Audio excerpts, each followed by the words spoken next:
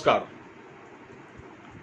Corona virus की जो बीमारी है वो एक खतरनाक शक्ल अख्तियार करती जा रही है। खासकर भारत के जो 4 राज्य हैं, महाराष्ट्र, पश्चिम बंगाल, गुजरात और दिल्ली। अगर हम यहाँ की चर्चा करें तो महाराष्ट्र में हालत बहुत ख़राब है, जहाँ कम्युनिटी स्प्रेड शुरू हो चुका है। कुछ इलाकों में कम्युनिटी स्प्रेड जिसको कहते हैं, सामूहिक संक्रमण ये शुरू हो चुका है। इसी तरह बीजेपी प्रशासित गुजरात राज्य में भी स्थिति अच्छी नहीं है। मुख्यमंत्री विजय रूपाणी एक कुशल प्रशासक साबित नहीं हुए हैं और वहाँ भी खबरें अच्छी नहीं हैं। संक्रमण बहुत तेजी से फैल रहा है और तमाम लोग अस्पताल में भर्ती हैं। इसी तरह पश्चिम बंगाल में ममता बनर्जी की सरकार है, जो आंकड़े छिपाने में उस्ताद हैं।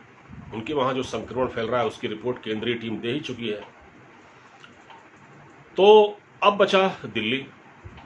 दिल्ली में तो बुरे हालात हैं। दिल्ली में अस्पतालों में बेड की कमी हो रही है और दाखिला न मिलने से मरीज मर रहे हैं। कई लोग जो अस्पतालों में हैं वो अपने वीडियो जारी कर रहे हैं, वहाँ की अव्यवस्थाओं के बारे में बता रहे हैं। सरकार एकदम बेबस और लाचार नजर आ रही है।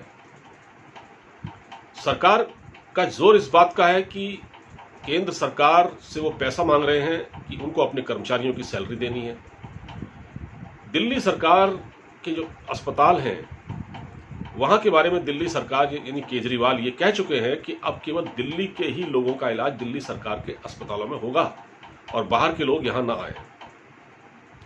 ये वही केजरीवाल हैं जो कल तक, जब कोरोना का संक्रमण शुरू हुआ था मार्च में, तब कोई 100 मरीज हुआ करते थे दिल्ली में इसके, और तब वो कहते थे कि हमारे वहाँ आइए अस्पताल में, यहाँ तो बेड खाली हैं, आइए आप।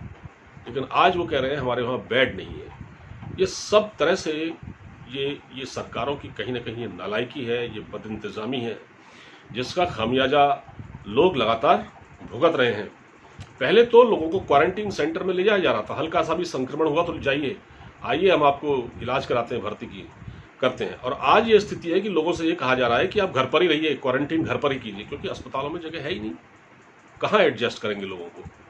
तो ये स्थिति पैदा क्यों हुई? इसमें कहीं ना कहीं आपकी जो सरकारें हैं, जिनको आपने वोट देकर सत्ता में बिठाया है, उन लोगों की ये नाकामी है।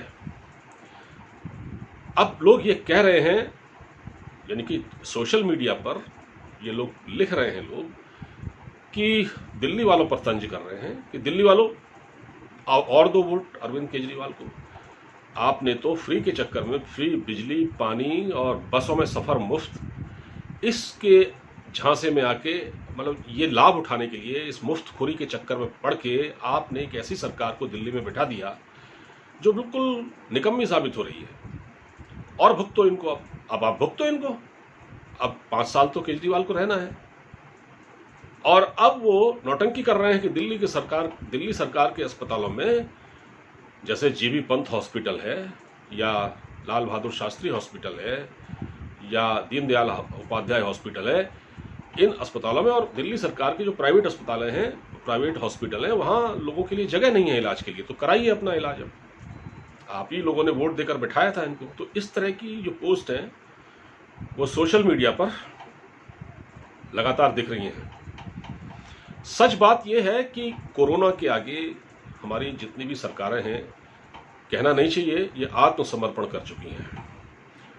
और अब इन सरकारों को मेरे या आपकी या किसी और की जान की कोई परवाह नहीं है। इसलिए कुछ दिनों के लिए, कुछ महीनों के लिए आप अपने आप को घर पर रखें, बाहर बिल्कुल ना निकलें। और ये राहुल गांधी क्या कह रहे हैं, नरेंद्र मोदी जी ने क्या कहा, सोनिया गांधी जी ने क्या कहा, प्रियंका गांधी जी ने क्या कहा, अरविंद केजरीवाल जी ने क्या कहा, मनीष सिसोदिया ने क्या कहा, इन चक्करों में आप बिल्कुल मत पड़ें। आप अपनी सुरक्षा का ख्याल रखें। चाहे आपको घर में बैठना पड़े, कोई दिक्कत नहीं है, क्योंकि हमारे प्रधानमंत्री खुद भी कह चुके हैं कि जान है तो जहान है। अगर आपकी जान बचेगी तभी तो आपके लिए दुनियादारी का कोई मतलब होगा। अगर आपकी जान ही नहीं बचेगी तो आप क्या कमाएंगे, क्या खाएंगे? ना आप वोट दे, फिर तो आपको कोई वोट देने भी नहीं बुला सकता। जब आप नहीं रहेंगे इस दुनिया में तो कौन आपका वोट लेगा? या आप अपने देश की अर्थव्यवस्था में क्या योगदान कर पाएंगे? जब आप जिंदा रहेंगे तभी तो कुछ कर पाएंगे। इसलिए जो सरकारों का जो रवैया है इस पर न जाइए।